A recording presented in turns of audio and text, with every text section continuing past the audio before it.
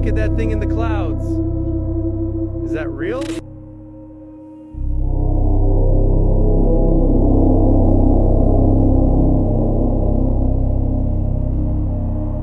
Jerusalén vuelve a estar en el centro de la atención mundial. En las últimas horas, una serie de acontecimientos registrados dentro y fuera de la Tierra Santa ha despertado preguntas que ni la ciencia ni los expertos han conseguido responder de forma definitiva. Lo más inquietante es que, aunque ocurrieron en lugares diferentes, todos parecen conducir al mismo punto. En este documental reconstruiremos la secuencia completa de los hechos, analizaremos las imágenes, los testimonios y los registros históricos para descubrir por qué tantos investigadores creen que no estamos viendo sucesos aislados, sino piezas de un mismo rompecabezas. ¿Se trata de simples coincidencias? ¿O de una advertencia que el mundo todavía no ha comprendido? Quédate hasta el final, porque la última evidencia que veremos en Jerusalén cambia por completo la manera de interpretar todo lo ocurrido antes. Si te interesa este tipo de contenido, deja tu me gusta, suscríbete y activa la campana. Comencemos. La primera señal no llegó desde el cielo. Emergió desde la tierra misma que yace debajo de Jerusalén. Durante miles de años, esta ciudad ha permanecido erguida sobre estratos de piedra, polvo comprimido y memoria colectiva. Cada calle, cada muro, cada pasaje escondido bajo el nivel del suelo visible, guarda en sus grietas las huellas de generaciones que caminaron, oraron, lucharon y murieron aquí. Cuando tormentas de una intensidad poco habitual azotaron la región, algo diferente comenzó a ocurrir bajo los pies de quienes transitaban esas calles. El agua empezó a moverse con fuerza a través de los callejones antiguos, arrastrando barro, ramas rotas y escombros por caminos que habían sido recorridos durante generaciones incontables. Lugares que normalmente permanecen en silencio se llenaron de repente con el ruido atronador de la naturaleza desatada, con ese sonido particular que tiene el agua cuando reclama espacios que el hombre cree haber domesticado. Al principio todo apuntaba a un fenómeno climático perfectamente ordinario, una descarga intensa de lluvia, un episodio extremo de clima, una ciudad enfrentando la potencia sin filtros de la naturaleza. Pero a medida que el agua continuaba su avance, algo comenzó a llamar la atención de quienes observaban la escena. La tormenta no estaba simplemente cubriendo las calles bajo su paso, las estaba desnudando. Estaba retirando capas de tiempo acumulado como quien despega las páginas de un libro que nadie había abierto en siglos, exponiendo fragmentos de una ciudad construida sobre miles de años de historia enterrada. Piedras antiguas que la modernidad había olvidado. Estructuras sepultadas cuya existencia nadie recordaba. Senderos que alguna vez fueron transitados por personas cuya historia quedó reducida al silencio. Jerusalén no es una ciudad ordinaria en ningún sentido de la palabra. Debajo de sus calles modernas se encuentran vestigios de eras distintas, de reinos que ascendieron y desaparecieron, de civilizaciones enteras que dejaron fragmentos de sus historias dispersados entre la roca y el polvo. Y cuando el agua se mueve a través de un paisaje tan antiguo, puede revelar lo que el tiempo se había esforzado por cubrir. La explicación técnica existe y es perfectamente válida.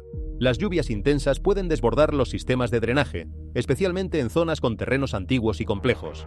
Las colinas y los valles de Jerusalén hacen que el agua acelere su paso por espacios estrechos, arrastrando suelo y restos con una fuerza que sorprende incluso a los ingenieros más preparados.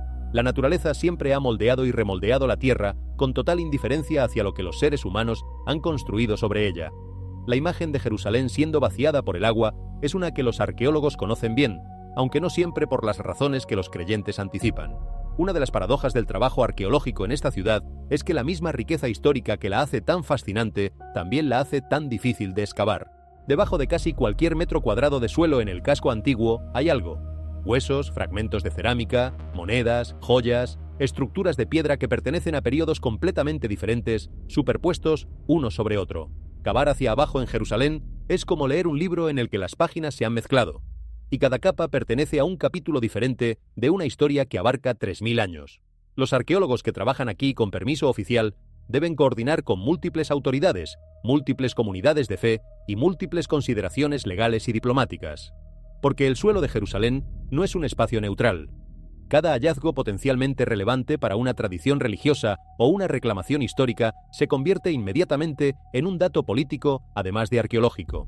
La arqueología en Jerusalén nunca ha sido completamente separable de la política de Jerusalén, y esto hace que el trabajo de los investigadores que se dedican a ella sea simultáneamente más importante y más complicado que en casi cualquier otro sitio del planeta. Y sin embargo, a pesar de todas estas dificultades, los descubrimientos siguen llegando. El suelo sigue revelando capas que nadie sabía que estaban ahí. y cada vez que lo hace el mundo presta atención de una manera que no ocurre con los descubrimientos arqueológicos de otros lugares, porque en Jerusalén un hallazgo no es solo un hallazgo, es una ventana hacia una historia que todavía importa profundamente a miles de millones de personas vivas ahora mismo. Pero la ubicación era imposible de ignorar. No estaba ocurriendo en cualquier ciudad del planeta. Estaba ocurriendo en Jerusalén, un nombre que durante 3 milenios ha cargado un peso espiritual que ninguna otra ciudad sobre la tierra puede reclamar con igual intensidad. Para los lectores de la Biblia, Jerusalén siempre ha representado algo que trasciende la historia documentada en libros académicos. Es un lugar conectado con promesas, con advertencias y con esperanzas que quedaron registradas a lo largo de las Escrituras, escritas en tiempos cuando las palabras se consideraban portadoras de verdades que el tiempo no podría erosionar. La Biblia utiliza una y otra vez las imágenes del agua, las tormentas y los sacudimientos como símbolos de momentos en que las cosas ocultas son traídas a la luz. Isaías 28:17 habla del juicio comparado con una inundación que arrasa lo que es falso. Y aunque una tormenta no es automáticamente un evento profético, la imagen que crea en la mente de quienes conocen esas palabras es inmensamente poderosa. ¿Qué sucede cuando lo que estaba escondido debajo de la superficie empieza a aparecer? La historia de Jerusalén y el agua es larga y complicada, y vale la pena detenerse en ella antes de continuar, porque la tormenta que cubrió las calles antiguas no ocurría en un vacío histórico. Ocurría en una ciudad que ha tenido una relación con el agua que es al mismo tiempo práctica y profundamente simbólica desde sus primeros días registrados. Jerusalén no tiene río, no tiene acceso natural al mar. Está ubicada en las colinas de Judea de una manera que, desde el punto de vista estratégico y logístico, no tiene un sentido obvio como capital de un reino, y sin embargo se convirtió en una de las ciudades más importantes de la historia humana. Lo que la sostuvo durante siglos fue un sistema de cisternasi, acueductos, construidos con una ingeniería notable para su época. El agua era preciosa aquí, el agua era vida literalmente, no como metáfora. Quizás esa escasez histórica del agua es parte de la razón por la que el simbolismo acuático en los textos bíblicos conectados con Jerusalén tiene tanta densidad. El Salmo 42 abre con la imagen de un ciervo que jade sediento junto a las corrientes de agua, y lo usa como metáfora del alma que anhela a Dios.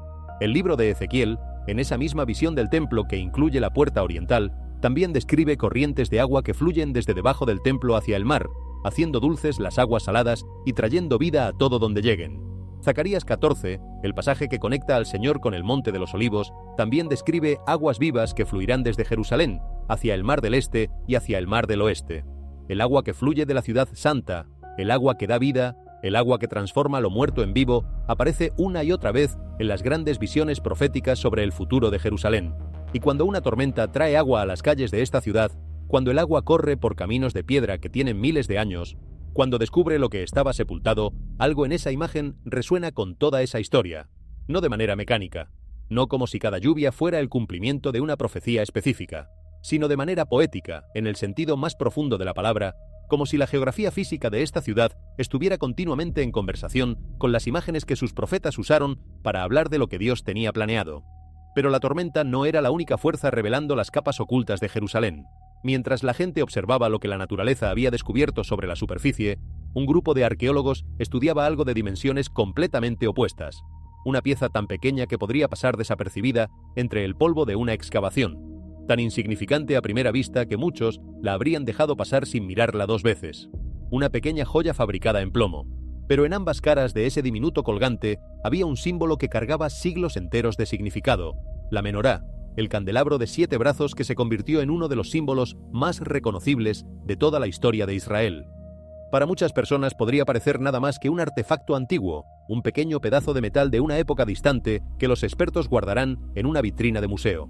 Pero los arqueólogos saben bien que los objetos pequeños con frecuencia son los que cuentan las historias más grandes.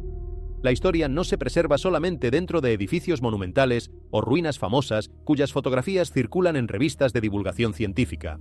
La historia sobrevive también a través de los objetos que la gente ordinaria llevaba consigo en su vida cotidiana. Una joya, una herramienta, un artículo personal dejado atrás por alguien cuyo nombre quedó olvidado para siempre. Y este pequeño colgante de plomo abrió una ventana hacia un período de la historia de Jerusalén marcado profundamente por el cambio y la incertidumbre. Los investigadores vinculan el artefacto con el período tardío bizantino, hace más de 1300 años, un tiempo en que Jerusalén ya había experimentado transformaciones dramáticas. La ciudad había cambiado de manos, imperios habían ascendido y caído, el paisaje alrededor del monte del templo lucía completamente diferente a como lo habían conocido las generaciones anteriores, y la vida judía en Jerusalén había enfrentado restricciones severas impuestas por los poderes dominantes de cada era. Sin embargo, este pequeño objeto reveló algo de una importancia que va más allá de la cronología histórica.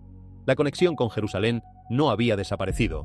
Incluso durante los tiempos más difíciles, existían personas que seguían cargando símbolos de fe, de memoria y de identidad. Seguían mirando hacia esta ciudad. Seguían recordando lo que este lugar representaba, no porque los libros o las autoridades se lo exigieran, sino porque algo dentro de ellos no podía soltar ese hilo invisible que los ataba a un lugar y a una historia más grande que ellos mismos. Porque Jerusalén nunca fue solamente un conjunto de edificios o una coordenada geográfica en un mapa. Fue siempre significado.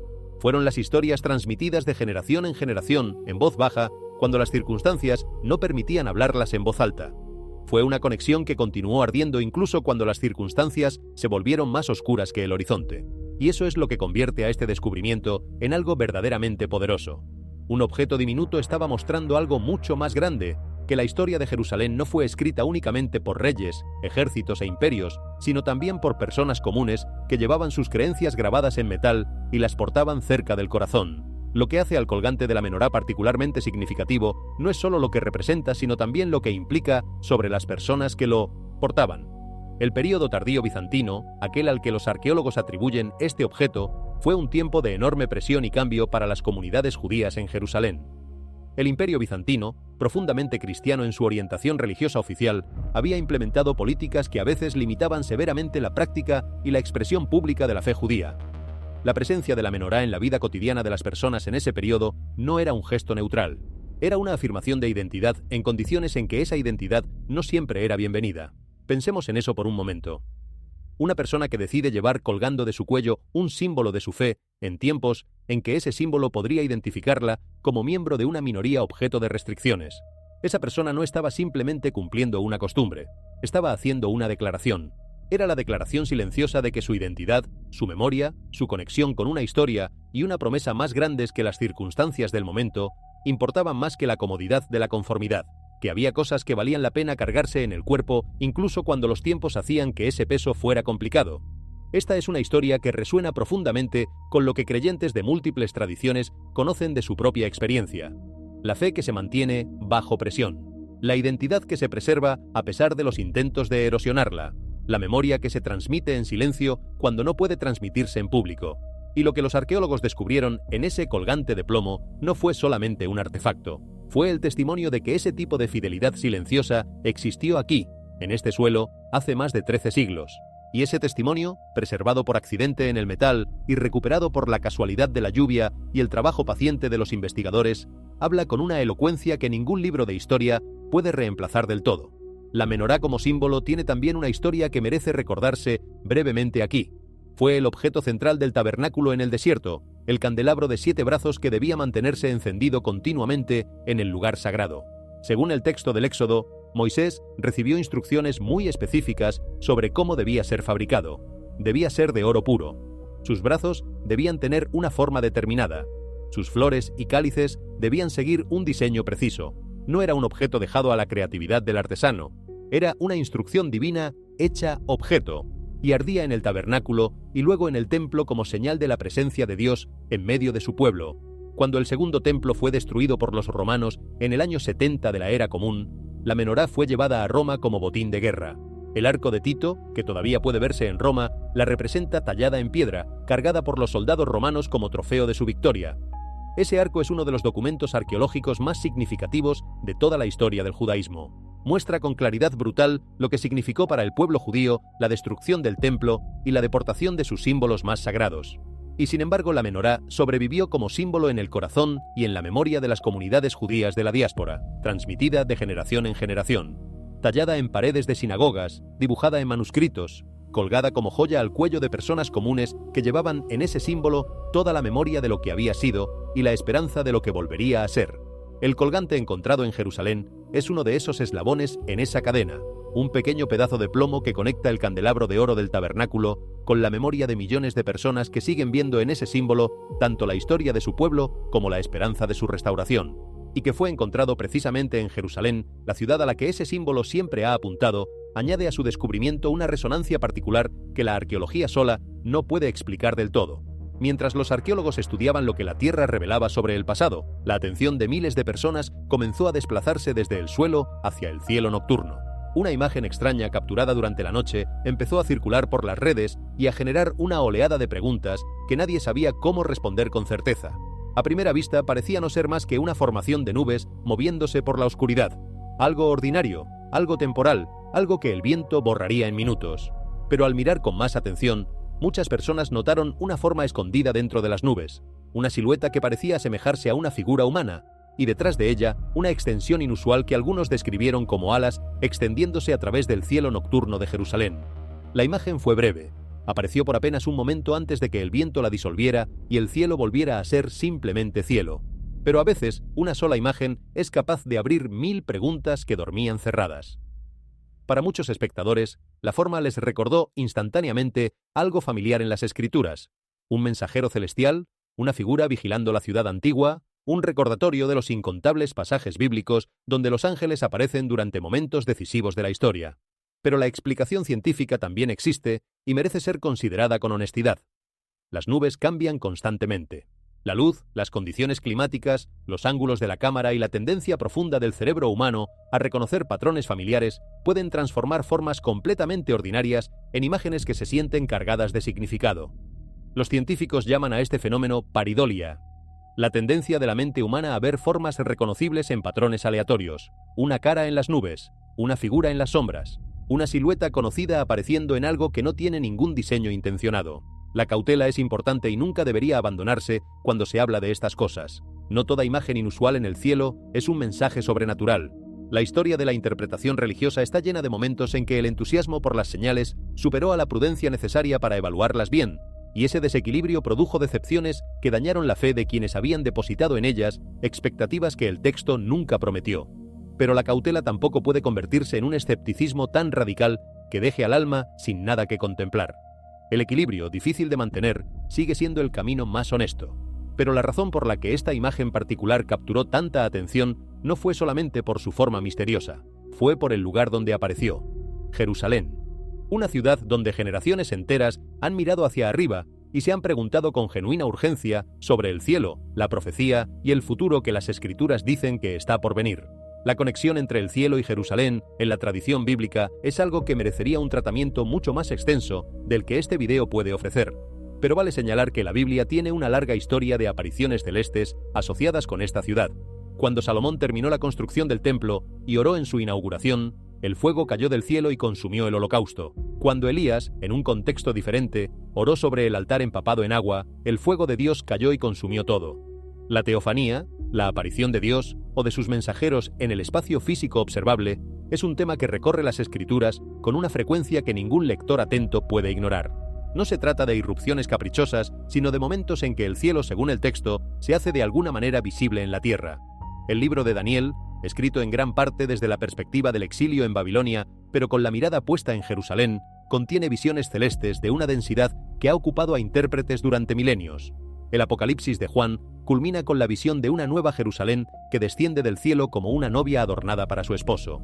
La ciudad terrena y la ciudad celestial, la Jerusalén de piedra y polvo y la Jerusalén de gloria y promesa, están unidas en la imaginación bíblica de una manera que hace imposible mirar el cielo sobre esta ciudad sin pensar en ese vínculo que el texto establece. ¿Significa eso que cualquier imagen inusual en el cielo de Jerusalén es necesariamente una señal divina? No, la honestidad intelectual impide esa conclusión simplista. Pero sí significa que cuando la gente mira hacia el cielo sobre esta ciudad y siente que algo está ocurriendo, no está teniendo una reacción irracional ni supersticiosa. Está respondiendo a una historia que lleva siglos siendo contada, a un conjunto de imágenes que han formado su manera de ver el mundo.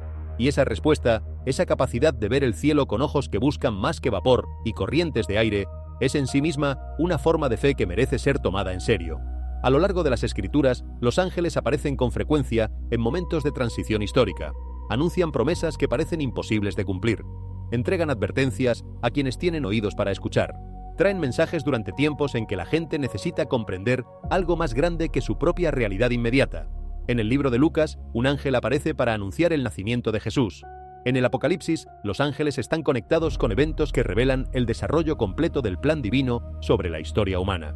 Y debido a estas historias que llevan siglos siendo leídas y transmitidas, las imágenes que se asemejan a figuras celestiales naturalmente llevan a muchas personas a detenerse y reflexionar, no porque cada imagen sea prueba de algo más allá de la naturaleza, sino porque ciertos lugares cargan un peso más profundo en los corazones de quienes creen. Y Jerusalén ha sido siempre uno de esos lugares. Una nube simplemente moldeada por el viento, la luz y la perspectiva, o un momento más que lleva a la gente a mirar de nuevo a una ciudad que ha capturado la atención humana durante miles de años. Porque a veces la parte más poderosa de una señal no es la imagen en sí misma, sino la pregunta que despierta en el interior de quienes la contemplan. Y después de que esa imagen extraña sobre Jerusalén capturó la atención del mundo, la gente comenzó a formular una pregunta más profunda. ¿Por qué esta ciudad continúa apareciendo en el centro de tantas promesas y expectativas antiguas? Porque Jerusalén no es solamente un lugar registrado en los libros de historia. Para millones de creyentes alrededor del mundo, es una ciudad conectada con la trama de las Escrituras mismas desde sus primeras páginas hasta sus últimas. Las calles de Jerusalén están vinculadas con el ministerio de Jesús. Las colinas que rodean la ciudad están conectadas con momentos de oración, enseñanza, sufrimiento y esperanza que marcaron para siempre el curso de la fe. Y a lo largo de la Biblia, Jerusalén aparece una y otra vez como el lugar donde los propósitos de Dios toman forma visible en el mundo. Por eso los eventos inusuales alrededor de esta ciudad generan reacciones tan intensas. Una tormenta, un descubrimiento, una imagen en el cielo.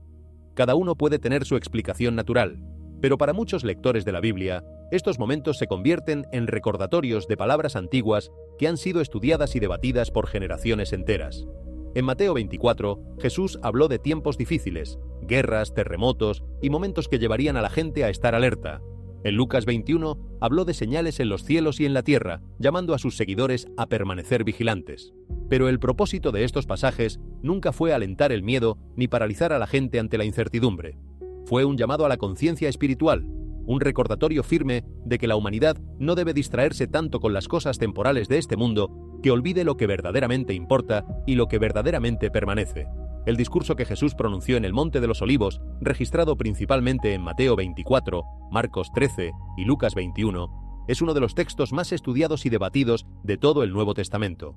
Y es significativo que este discurso haya sido dado precisamente desde el Monte de los Olivos, mirando hacia el Templo de Jerusalén. Los discípulos habían señalado los edificios del templo con una mezcla de asombro y orgullo.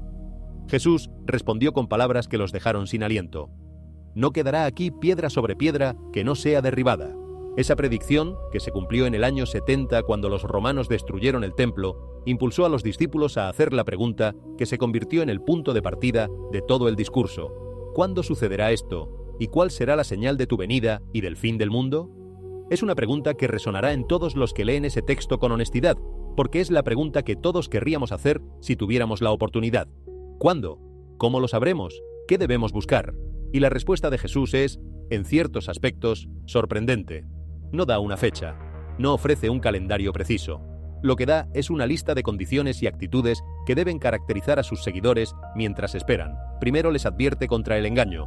Vendrán muchos en mi nombre, no los sigáis. Luego menciona guerras, hambrunas y terremotos como comienzo de dolores, no como señales definitivas del fin. Luego habla de tribulación. Luego de falsas señales que podrían engañar incluso a los elegidos si fuera posible. Y en medio de todo esto, la exhortación constante es la misma.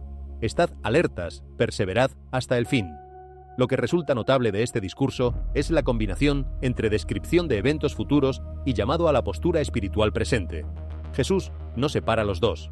No dice, primero aquí está el calendario de lo que pasará, y luego aquí está cómo deberían vivir. Los entreteje. Cada descripción de eventos futuros está seguida o precedida por un llamado a vivir de cierta manera ahora. Porque vigilad y la parábola de las 10 vírgenes y la parábola de los talentos son todas respuestas al mismo discurso sobre el fin. El mensaje unificador es, no sabes la fecha, y precisamente porque no sabes la fecha, debes vivir siempre de tal manera que estés listo. Esta postura, este estado de preparación continua que no es parálisis, sino acción, que no es ansiedad, sino confianza activa, es la que Jesús pide desde ese monte. Y esa postura es la que resulta enormemente difícil de mantener en la práctica a lo largo del tiempo. Es mucho más fácil o bien ignorar completamente la expectativa del regreso de Cristo y vivir como si el presente fuera todo lo que existe, o bien quedar tan consumido por la especulación profética que la vida cotidiana quede subordinada a la ansiedad sobre cuándo y cómo. El camino del medio el de vivir con plena responsabilidad en el presente mientras se mantiene abierta la esperanza del futuro prometido, es el que las Escrituras piden y el que resulta más difícil de habitar de manera sostenida. Los profetas del Antiguo Testamento hablaban con frecuencia a pueblos que enfrentaban incertidumbre radical. Advertían, llamaban a la gente al arrepentimiento, recordaban a las naciones que el orgullo, la injusticia y el alejamiento de Dios tendrían consecuencias que ningún ejército podría revertir.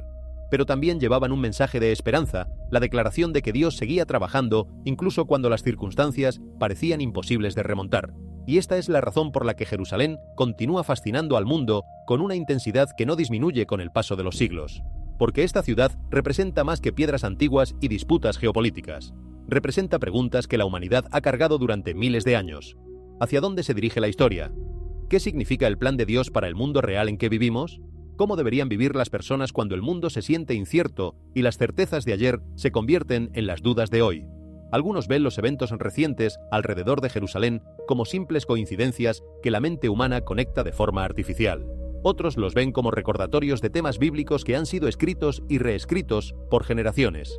La diferencia no radica solamente en lo que las personas ven, sino en cómo interpretan lo que ven. Porque el mismo evento puede ser contemplado desde ángulos completamente distintos. Una tormenta puede ser solamente clima, un descubrimiento puede ser solamente arqueología, una nube puede ser solamente una nube, pero también puede convertirse en el momento que lleva a alguien a detenerse y reflexionar sobre lo que realmente importa en su vida. Y quizás esa es la pregunta más profunda que Jerusalén continúa planteando. No solamente qué está ocurriendo alrededor de esta ciudad, sino qué está ocurriendo dentro de los corazones de quienes la observan. Antes de continuar hacia los lugares específicos que siguen generando preguntas dentro y alrededor de Jerusalén, vale la pena hacer una pausa y pensar en por qué esta ciudad en particular ha tenido este poder de capturar la atención humana durante tanto tiempo. Porque hay algo que va más allá de la estrategia o de la política o de la teología, que explica por qué Jerusalén ocupa el lugar que ocupa en la conciencia humana colectiva. Hay algo en la experiencia de estar físicamente en este lugar, de caminar por sus calles y sentir el peso acumulado de todas las generaciones que han caminado por aquí antes, que dificulta mantener la neutralidad emocional. Los peregrinos que han venido aquí a lo largo de los siglos, desde los tiempos en que el camino era peligroso y el viaje podía durar meses, describen una experiencia que es difícil de categorizar completamente en términos racionales. Hay una densidad en el aire de Jerusalén que los visitantes perciben incluso sin saber nada sobre su historia. Hay algo en la luz que cae sobre las piedras de cal que hace que el tiempo parezca más poroso que en otros lugares, como si el pasado y el presente coexistieran con menos separación que en el resto del mundo. Los arqueólogos que trabajan aquí hablan de esa sensación. Los soldados que han defendido la ciudad en diferentes guerras la mencionan. Los peregrinos de tradiciones completamente diferentes, unos que vendrían a ver los mismos lugares y tendrían experiencias opuestas en términos de contenido pero similares en términos de intensidad, coinciden en señalar que algo aquí es diferente. No es necesario hacer afirmaciones teológicas extraordinarias para reconocer ese fenómeno. Puede tener explicaciones completamente naturales. La arquitectura, la historia, la concentración de memorias culturales, el efecto del conocimiento previo sobre la experiencia presente. Pero el fenómeno existe, y su existencia durante tanto tiempo y en tanta gente de culturas tan diversas es en sí mismo un dato que merece atención. Lo que quizás explica mejor por qué Jerusalén tiene ese efecto es que es una ciudad donde las preguntas más grandes que los seres humanos se hacen tienen respuestas propuestas que están literalmente talladas en la piedra. ¿Existe Dios? ¿Se ha comunicado con la humanidad? ¿Tiene la historia un propósito? ¿Hay algo más allá de la muerte? Estas no son preguntas que Jerusalén evite. Son las preguntas que la ciudad plantea directamente, en cada calle y en cada piedra. Los muros del templo, la Vía Dolorosa, el Santo Sepulcro, el Monte de los Olivos, el muro occidental donde los hombres y mujeres oran en silencio con los labios moviéndose y los ojos cerrados. Cada uno de estos lugares es una propuesta de respuesta a las preguntas más fundamentales de la existencia humana. Y esa densidad de preguntas y propuestas de respuesta, todo concentrado en una ciudad de dimensiones relativamente pequeñas, crea una experiencia que ningún otro lugar sobre la Tierra puede replicar exactamente. Por eso cuando ocurre algo inusual en Jerusalén, cuando la naturaleza hace algo inesperado, o la arqueología descubre algo sorprendente, o el cielo ofrece una imagen extraña, la reacción no es la misma que si ocurriera en otra ciudad. En otra ciudad, el evento sería noticia. En Jerusalén, el evento se convierte en pregunta. Una pregunta que lleva adherida toda la historia de este lugar, toda su densidad de fe y de esperanza y de expectativa acumulada. y esa es la razón por la que seguimos hablando de Jerusalén. No porque sea la ciudad más grande, ni la más moderna, ni la más poderosa, sino porque es la ciudad donde las preguntas más importantes todavía no tienen respuesta definitiva, donde el debate sigue abierto, donde el futuro prometido todavía no ha llegado del todo. Y mientras ese futuro no llega, la ciudad sigue siendo el punto de referencia desde el que millones de personas orientan su esperanza. Hay algo que ocurre cuando se camina por las calles de la ciudad antigua de Jerusalén que es difícil de describir sin recurrir a imágenes. Es la sensación de caminar sobre capas, no solo capas de piedra y polvo, aunque esas están allí, detectables bajo los pies, palpables en las escaleras gastadas y en los muros que han sido tocados por millones de manos antes que la tuya. Son también capas de tiempo y de intención y de esperanza. Cada generación que ha caminado por aquí llegó con sus propias preguntas. Los peregrinos medievales que cruzaban Europa y el mar Mediterráneo con el peligro constante del viaje. Los cruzados que llegaron con espada y oración mezcladas de maneras que la historia juzgará por siglos. Los judíos de la diáspora que soñaban con Jerusalén como punto de referencia de una esperanza que parecía inalcanzable. Los musulmanes que también veneran esta ciudad como sagrada. Los arqueólogos del siglo XIX y XX que llegaron con picos y cuadernos y la convicción de que la tierra tenía secretos que revelar. Todos ellos dejaron algo aquí. Sus oraciones, sus lágrimas, sus marcas en las piedras, sus herramientas enterradas en el suelo, sus ideas debatidas en los escritos que llegaron hasta nosotros. Y todos ellos recibieron también algo de este lugar. Una respuesta, una pregunta, una experiencia que no pudieron ignorar y que los cambió de alguna manera. Jerusalén tiene esa capacidad. No deja indiferentes a quienes se acercan a ella con alguna clase de apertura.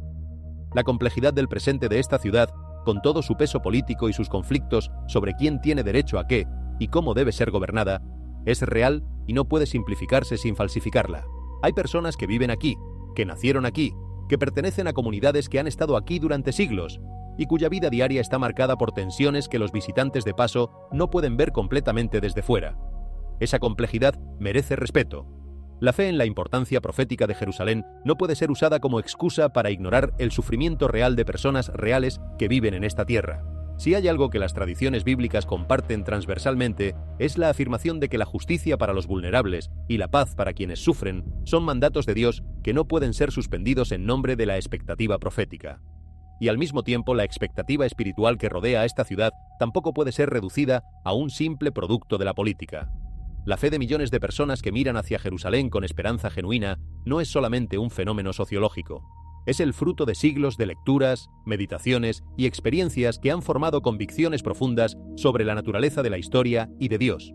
Y esas convicciones merecen ser tomadas en serio, no para aprobarlas sin examen, sino para entenderlas con la seriedad que cualquier convención humana profunda merece. Lo que hace a Jerusalén única en la historia del mundo es que es el único lugar sobre la tierra donde tres de las tradiciones religiosas más grandes de la historia humana, el judaísmo, el cristianismo y el islam, convergen en su relación con el mismo espacio físico. Cada una de ellas tiene textos sagrados que hablan de este lugar. Cada una tiene promesas conectadas con su historia. Y el hecho de que estas tres tradiciones, con sus diferencias teológicas profundas y sus conflictos históricos reales, continúen mirando hacia el mismo punto geográfico, es en sí mismo un fenómeno que no tiene paralelo en la historia de la religión humana. Para los creyentes de cualquiera de estas tradiciones que contemplan los eventos que rodean a Jerusalén con ojos de fe, esa convergencia no es accidental, no es el resultado de una coincidencia histórica sin sentido. Es la señal de que algo fundamental sobre la condición humana y sobre el propósito de Dios en la historia está siendo reclamado desde este lugar, desde este suelo, desde estas colinas y estos muros que llevan milenios siendo el escenario del drama más largo que la humanidad ha presenciado. Pero hay otro lugar dentro de Jerusalén que ha generado preguntas durante generaciones enteras. Un lugar donde la historia, la profecía y la expectativa se encuentran frente a frente cada vez que alguien se detiene a contemplarlo. La Puerta Oriental, conocida por muchos como la Puerta Dorada, se alza sobre los muros antiguos de Jerusalén con una presencia que el tiempo no ha conseguido silenciar. A primera vista podría parecer simplemente otra estructura antigua, una entrada de piedra de otra era, sellada y cubierta parcialmente por el peso de los siglos. Pero para quienes estudian la historia bíblica con detenimiento, esta puerta carga un significado que trasciende con creces su apariencia física. La razón es su orientación. La Puerta Oriental mira directamente hacia uno de los lugares más cargados de significado espiritual de todo el mundo bíblico, el Monte de los Olivos. No mira hacia el norte, ni hacia el sur, ni hacia el oeste de la ciudad. Su eje apunta exactamente hacia esa colina que aparece nombrada en algunos de los pasajes más estudiados y debatidos de las Escrituras, la misma colina conectada con momentos culminantes del ministerio de Jesús y con la promesa de lo que muchos creyentes esperan que todavía está por venir. La historia de esta puerta es compleja y está estratificada de la misma manera que lo está el suelo debajo de Jerusalén. Diferentes periodos, diferentes gobernantes y diferentes civilizaciones han marcado los muros de esta ciudad con sus propias manos a lo largo de los siglos. Los arqueólogos continúan estudiando las capas de construcción y reconstrucción que ocurrieron aquí durante cientos de años, intentando separar una era de la siguiente como quien desenvuelve un objeto envuelto en tela antigua. La historia material de esta puerta no es simple ni puede reducirse a una sola narrativa limpia. Cada piedra que la compone podría contar una historia diferente si tuviera voz. Pero más allá de las preguntas históricas y arqueológicas, la puerta oriental ha permanecido como un símbolo poderoso por una razón que ningún análisis de mampostería puede explicar del todo. Muchos lectores de la Biblia la conectan con las palabras del profeta Ezequiel, quien describió una visión que incluía una puerta orientada hacia el este, vinculada con la gloria y la presencia de Dios. En el capítulo 44 de su libro, Ezequiel describe esta puerta con palabras que han resonado a través de los siglos con una claridad que los comentaristas bíblicos siguen discutiendo. La puerta estaba cerrada. Debía permanecer cerrada, porque el Señor, el Dios de Israel, había entrado por ella. Esas palabras, escritas hace más de 2500 años, crearon una expectativa que todavía hoy lleva a personas de todo el mundo a detenerse frente a esta puerta y contemplarla en silencio. El profeta Zacarías añade otra capa a esta expectativa.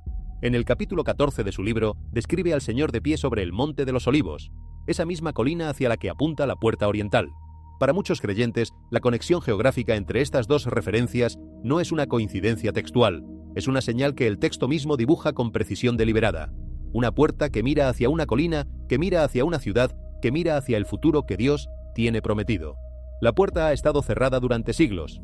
Las razones históricas de ese cierre son múltiples y complejas. Diferentes gobernantes, diferentes épocas y diferentes motivaciones han contribuido a mantenerla sellada. Los otomanos la cerraron en el siglo XVI, y antes de ellos, otras manos habían trabajado sobre estas piedras con sus propias intenciones. Algunos historiadores ofrecen explicaciones políticas y estratégicas para su clausura, pero para millones de creyentes, la puerta cerrada no es simplemente el resultado de decisiones políticas. Es una imagen que resuena con la promesa de Ezequiel, la idea de que esta puerta espera algo que todavía no ha llegado. Para entender por qué esta puerta sigue generando tanto debate y tanta emoción, es necesario comprender el contexto más amplio en que fue construida la expectativa que la rodea. Ezequiel era un profeta que escribió desde el exilio. Estaba en Babilonia, lejos de la ciudad que amaba, lejos del templo que había conocido desde su infancia, contemplando con los ojos del espíritu una ciudad y una gloria que habían sido destrozadas por el ejército de Nabucodonosor. Sus visiones no eran recuerdos nostálgicos de algo perdido, eran imágenes de algo que vendría, un templo reconstruido, una gloria restaurada, una presencia que regresaría por la puerta que apuntaba hacia el este, hacia el amanecer, hacia el lugar donde la luz llega primero cada mañana. Esa imagen del este no es arbitraria en el pensamiento bíblico. A lo largo de las Escrituras, el este está cargado de resonancias que mezclan la geografía con la teología de maneras que resultan inseparables. El jardín del Edén tenía una entrada por el este que quedó custodiada por querubines después de la expulsión. El tabernáculo en el desierto también estaba orientado de manera que su entrada principal miraba hacia el este. El templo de Salomón siguió la misma orientación. Cuando el sacerdote entraba al templo para servir, estaba caminando hacia el oeste, hacia el lugar santísimo, con la espalda hacia el sol. Pero cuando la gloria de Dios salía del templo, según la visión de Ezequiel, salía hacia el este. Y cuando esa misma gloria regresara, volvería desde el este, por una puerta que mira hacia ese horizonte donde el sol nace. Esta cosmología del este, del amanecer, de la luz que regresa, está tejida tan profundamente en la arquitectura espiritual de las Escrituras que cuando alguien se para frente a la puerta oriental de Jerusalén y mira hacia el Monte de los Olivos que se alza al otro lado, está parado en la intersección exacta de todas esas líneas de sentido. No es solo una puerta, no es solo una colina. Es el punto donde convergen siglos de expectativa, siglos de oración dirigida hacia un futuro que ningún ser humano puede fecha, pero que las Escrituras describen con una viveza que no se siente como metáfora. Lo que hace particularmente interesante la historia moderna de esta puerta es que el mundo contemporáneo le añadió una capa que los profetas no mencionaron, pero que resulta ser visualmente poderosa. Frente a la puerta oriental, del lado externo de los muros, hay un cementerio judío que se extiende sobre las laderas del Monte de los Olivos desde hace siglos. Para quienes conocen la tradición judía, esta ubicación tiene un significado específico: ser enterrado en el Monte de los Olivos, frente a la puerta por donde se espera que entre la gloria de Dios, es estar en el primer lugar de la resurrección. Es una expresión de fe en el cuerpo, literalmente llevada hasta la última consecuencia. Pero al mismo tiempo, para quien intentara abrir la puerta oriental en el presente, ese cementerio representaría una complicación, porque la ley judía dice que un sacerdote no puede tener contacto con la impureza de los muertos. Y un cementerio directamente frente a la puerta significaría que cualquier entrada por ese umbral requeriría una purificación específica. La misma clase de purificación que el ritual de la vaca roja estaba diseñado para proporcionar. De repente, lo que parecían tres temas separados, la puerta, el cementerio y el ritual, quedan conectados en una cadena de lógica que algunos estudiosos de la profecía bíblica encuentran imposible de ignorar. Hay que ser cuidadosos aquí. El hecho de que diferentes elementos de la historia y la geografía puedan conectarse de maneras que parecen significativas no prueba automáticamente que esas conexiones sean las que Dios tenía en mente. La interpretación profética ha producido a lo largo de los siglos tantos errores como aciertos, y la humildad ante la complejidad del texto y de la historia es la postura más honesta que alguien puede adoptar. Pero también es verdad que las preguntas que estos elementos generan son preguntas genuinas. Y preguntas genuinas merecen ser pensadas con seriedad, no descartadas por incómodas ni amplificadas por sensacionalismo. Lo que la puerta oriental finalmente representa, más allá de todos los debates sobre arqueología y profecía, es una pregunta sobre el tiempo, sobre si la historia humana es un proceso sin dirección que termina en entropía, o si existe algo que está siendo escrito con propósito deliberado hacia un capítulo final que vale la pena esperar. Para quienes creen en la segunda posibilidad, esta puerta cerrada no es una imagen de desolación, es una imagen de pausa, de suspense sagrado, de un mundo que está esperando algo que todavía no ha llegado, pero que las palabras de los profetas insisten en que llegará. Y en ese sentido, quizás, la puerta oriental es la imagen más honesta de la condición humana que la ciudad de Jerusalén nos ofrece. Todos vivimos de alguna manera frente a puertas que todavía no se han abierto. Todos cargamos expectativas que el tiempo todavía no ha resuelto. Todos conocemos el peso de esperar algo que las palabras dicen que vendrá, pero que los ojos todavía no han visto. Y quizás en esa espera compartida, la puerta de piedra y los peregrinos que la contemplan en silencio dicen lo mismo, con lenguajes diferentes pero con el mismo corazón: estamos esperando. Y creemos que la espera tiene sentido. Frente a este lugar, se ha desarrollado con el paso de los siglos un fenómeno que mezcla la historia material con la expectativa espiritual de una manera que resulta difícil de separar. Peregrinos de tradiciones diversas han llegado aquí durante generaciones, no necesariamente para hacer turismo arqueológico, sino para estar de pie ante algo que, según las palabras que llevan escritas en el corazón, tiene una cita pendiente con el futuro. Una cita que ningún calendario humano ha podido fijar con certeza, pero que las escrituras parecen sugerir con una insistencia que no cede. Es importante mantener la cautela y la honestidad intelectual cuando se discute un lugar así. El hecho de que una puerta esté cerrada no es en sí mismo prueba de que un evento profético específico esté ocurriendo o esté a punto de ocurrir. La historia, la arqueología y la fe deben entenderse con cuidado, sin forzar los datos ni la lectura de los textos para que confirmen lo que queremos ver. La interpretación profética es un campo en el que generaciones de teólogos y estudiosos han llegado a conclusiones diferentes, y esa diversidad de interpretaciones debe ser respetada con seriedad. Y sin embargo, la razón por la que esta entrada antigua continúa atrayendo la atención de tanta gente es porque representa algo más grande que cualquier debate académico. Representa una pregunta que la humanidad se ha hecho durante miles de años. ¿Los lugares mencionados en los textos sagrados hace tantos siglos todavía cargan significado hoy? ¿Siguen siendo los escenarios activos de una historia que Dios está escribiendo o son simplemente reliquias de un mundo que ya no existe? Hay algo en la experiencia de pararse frente a la puerta oriental de Jerusalén, mirando su superficie sellada, sabiendo que detrás de esas piedras hay una ciudad que lleva milenios siendo el centro de las oraciones, los conflictos y las esperanzas de la humanidad, que hace que estas preguntas dejen de ser abstractas. Dejan de ser cuestiones académicas reservadas para los seminarios y los libros de teología. Se vuelven personales, se vuelven urgentes, porque a veces una puerta cerrada dice más que una abierta. A veces lo que espera dice más que lo que ya llegó. La puerta oriental permanece de pie, sellada, enfrentando el horizonte, donde el Monte de los Olivos se eleva contra el cielo de Jerusalén. Y millones de personas siguen mirándola con la misma pregunta en los ojos que tenían quienes la miraron hace 100 años, hace 500 años, hace 1000 años. ¿Qué historia está contando esta ciudad todavía? ¿Qué capítulo falta por escribir?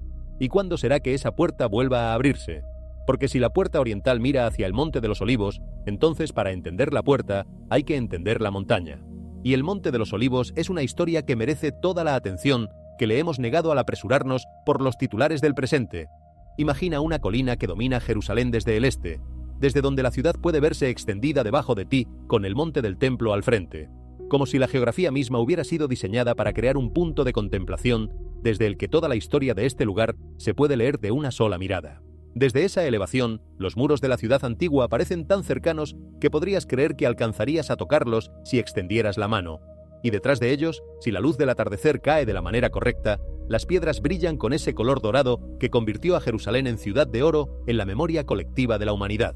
El Monte de los Olivos no es solamente una elevación geográfica en el paisaje de Israel.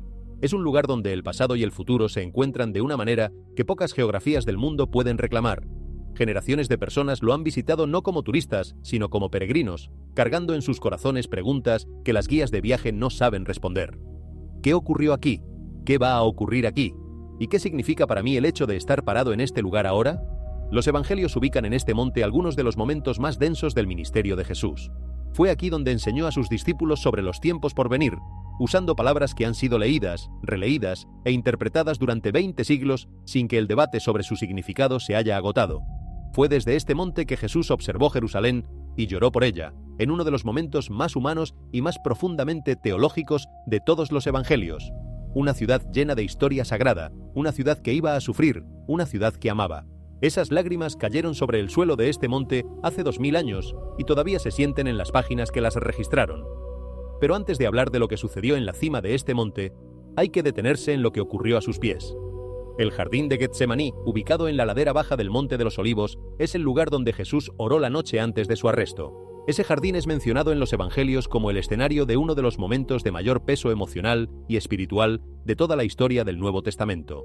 Un hombre arrodillado entre los olivos en la oscuridad más densa, rodeado de discípulos que no podían mantenerse despiertos, sudando en la noche mientras pedía que el cáliz que venía pasara de él, y al mismo tiempo diciendo las palabras que definen la obediencia más completa que la Biblia registra. No mi voluntad, sino la tuya. Lo que ocurrió en ese jardín, en aquella noche, no fue un evento menor, ni un pasaje de transición entre dos escenas más importantes.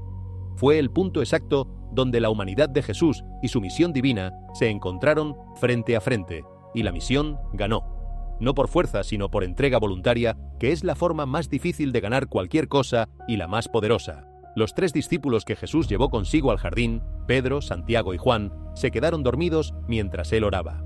Los evangelios registran que les pidió 3 veces que se mantuvieran despiertos, y las 3 veces encontró que el sueño había ganado la batalla. Es tentador leer ese detalle como una simple nota de falla humana, como el recordatorio de que los discípulos tampoco estaban a la altura del momento. Pero hay algo más en esa imagen que merece detenerse a pensar. La vigilancia espiritual, el estar verdaderamente despiertos a lo que está ocurriendo alrededor de nosotros, es extremadamente difícil de mantener. El sueño, en su sentido más amplio, el adormecimiento de la conciencia espiritual ante las urgencias del momento, es uno de los temas que Jesús abordó repetidamente. En Marcos 13, en el mismo discurso del Monte de los Olivos, donde habló de los tiempos por venir, terminó con una sola palabra de exhortación: velad, permaneced despiertos, no porque el miedo os tenga en vilo, sino porque lo que se acerca merece toda vuestra atención. La traición llegó al jardín esa noche en la forma de un saludo. Judas llegó con una multitud armada y señaló a Jesús con un beso, el gesto de la amistad usado como instrumento de entrega. Hay pocos momentos en toda la literatura bíblica tan cargados de amargura silenciosa como ese. Y luego el arresto, el proceso en las horas de la madrugada, ante el sumo sacerdote, los soldados romanos, Pilato, la multitud que pedía a Barrabás, la cruz.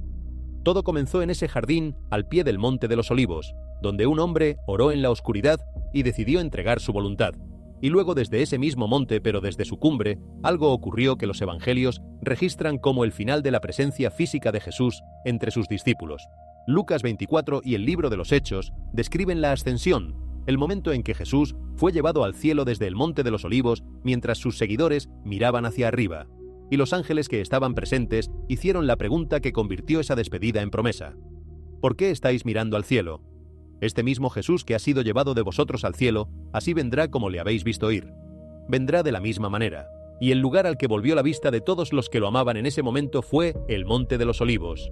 Esa promesa pronunciada sobre esa colina específica es la que convirtió al Monte de los Olivos en algo más que un escenario histórico. Es la que lo convirtió en un escenario de expectativa, Porque si Jesús partió desde aquí, y la promesa dice que regresará de la misma manera, entonces este monte no es solamente el lugar donde algo ocurrió, es el lugar donde algo está prometido que ocurrirá. Y esa es la clase de expectativa que no se disuelve con el tiempo. Es la clase que crece a medida que el tiempo avanza, porque cada año que pasa es un año más cerca de lo que fue prometido.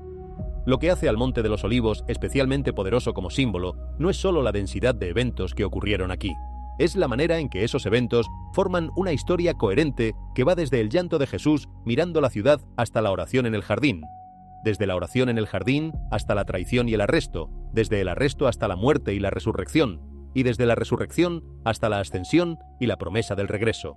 Es una historia que tiene comienzo, desarrollo y la promesa de un final todavía por venir. Y esa historia está atada a esta geografía específica con una firmeza que hace imposible hablar de la profecía bíblica sin volver la vista hacia esta colina. Zacarías 14 merece una mirada más detenida antes de continuar, porque es el pasaje que más directamente conecta el Monte de los Olivos con las expectativas escatológicas más amplias que rodean a Jerusalén. El capítulo abre con una descripción de un asedio sobre Jerusalén, una guerra que parece ir mal, y luego un giro dramático en el que el Señor mismo interviene. El versículo 4 dice que sus pies se pararán en aquel día sobre el Monte de los Olivos, que está enfrente de Jerusalén, al oriente, y el Monte de los Olivos se partirá por en medio hacia el oriente y hacia el occidente, haciendo un valle muy grande. Luego el capítulo describe aguas vivas que saldrán de Jerusalén, la conversión de naciones y el establecimiento de un reino que Zacarías describe con una densidad de imágenes que los intérpretes han estudiado durante siglos. Lo que resulta notable de este pasaje, además de su contenido específico, es el nivel de detalle geográfico que contiene. No dice simplemente que Dios intervendrá en la historia, dice que lo hará parado sobre el Monte de los Olivos, en Jerusalén, en el punto exacto desde el que Jesús enseñó, oró, fue arrestado y ascendió. Ese nivel de especificidad geográfica es lo que ha llevado a generaciones de comentaristas a tomar este texto como una referencia al mismo evento que el Nuevo Testamento describe como el regreso de Cristo. Los teólogos de diferentes tradiciones debaten los detalles de ese retorno: el milenialismo previo, el milenialismo posterior, el amilenialismo. Estas categorías representan formas distintas de entender cómo se organiza la escatología bíblica en el tiempo. Pero en medio de todas esas diferencias, el punto de convergencia que más tradiciones comparten es que el retorno de Cristo está asociado con Jerusalén, con el Monte de los Olivos, con la geografía específica que las Escrituras nombran repetidamente. Y esa convergencia entre el texto antiguo y la geografía real que todavía puede visitarse hoy es lo que hace que este monte sea más que un lugar histórico. Es un lugar de promesa activa, un escenario que todavía no ha visto el acto final de la obra que comenzó cuando Jesús se detuvo aquí y lloró por la ciudad que podía ver desde esta altura. Para los creyentes que visitan este lugar hoy, pararse en el jardín de Getsemaní es un acto que colapsa el tiempo de una manera que pocos lugares en el mundo logran provocar. Los olivos que están allí plantados son extraordinariamente antiguos. Algunos de ellos podrían haber estado presentes, en alguna forma de sus raíces, durante aquella noche. La botánica y la cronología no pueden confirmar con certeza absoluta que estos sean los mismos árboles de entonces, pero la continuidad del lugar y la profundidad de la memoria que lo habita crean una experiencia que va más allá de lo que cualquier certificado de autenticidad podría añadir. Pero el Monte de los Olivos no es solamente un memorial del pasado. Para muchos creyentes es también un escenario de expectativa hacia el futuro. Y aquí es donde Zacarías 14 entra en la conversación con toda su fuerza. Ese capítulo describe al Señor de pie sobre el Monte de los Olivos. El monte se divide en dos, y las aguas fluyen desde Jerusalén. Ha sido uno de los pasajes proféticos más estudiados, más debatidos y más esperados de todo el canon bíblico. Los teólogos no están de acuerdo en todos los detalles de su interpretación. Las tradiciones cristianas diferentes han llegado a conclusiones distintas sobre cuándo y cómo se cumplirá lo que allí está escrito. Pero en lo que prácticamente todos coinciden es en que este pasaje habla de un evento futuro de proporciones que trascienden cualquier cosa que la historia humana haya visto hasta ahora. Por eso el Monte de los Olivos no puede ser visto simplemente como un destino turístico o un sitio arqueológico de interés cultural. Es un lugar donde la geografía, la memoria y la esperanza convergen con una densidad que pocos espacios sobre la tierra pueden igualar. Cada vez que alguien se para en su cima y mira hacia Jerusalén, está repitiendo un gesto que han hecho millones antes que ellos y que, según lo que muchos creen, tendrá un significado definitivo en el capítulo final de la historia que Dios está escribiendo sobre esta ciudad. Y esa convergencia entre el pasado que ocurrió aquí y el futuro que muchos esperan que ocurra aquí es lo que hace que el Monte de los Olivos sea inseparable de la historia de Jerusalén, no como un dato geográfico, como un símbolo vivo de que la historia de esta ciudad no ha terminado, de que el último capítulo todavía está por escribirse, de que las palabras pronunciadas en este monte hace 2000 años siguen teniendo un peso que el tiempo no ha conseguido diluir. Pero la historia de Jerusalén pronto nos lleva desde los lugares hacia algo que, a primera vista, podría parecer un detalle oscuro de un sistema religioso antiguo. Un ritual que los ojos modernos podrían desestimar como una curiosidad del pasado. Un animal, un mandamiento arcaico. Una ceremonia de un mundo tan diferente al nuestro que parecería imposible que todavía tenga algo que decirnos. Pero quienes estudian la historia bíblica con profundidad saben que los detalles que parecen más extraños en la superficie, con frecuencia son los que cargan la mayor densidad de significado cuando uno se detiene a examinarlos. La vaca roja es uno de esos detalles, y su historia es una que abarca miles de años y sigue dando forma a la conversación sobre el futuro del templo.